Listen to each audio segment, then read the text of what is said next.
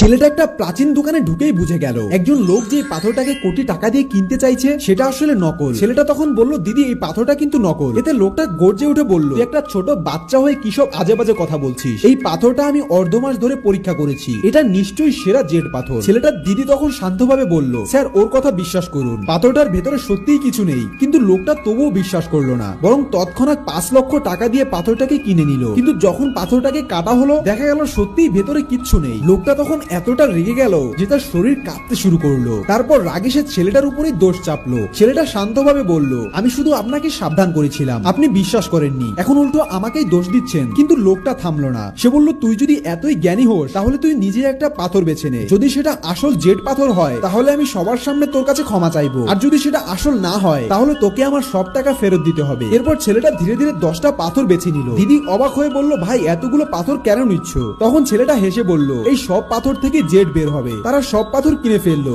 মোট খরচ হলো প্রায় 50 লক্ষ টাকা। দোকানের সবাই অবাক। এরপর ছেলেটা একে একে পাথর কাটতে শুরু করলো। আর আশ্চর্যের ব্যাপার হলো প্রতিটা পাথর থেকেই সুন্দর জেড বের হলো।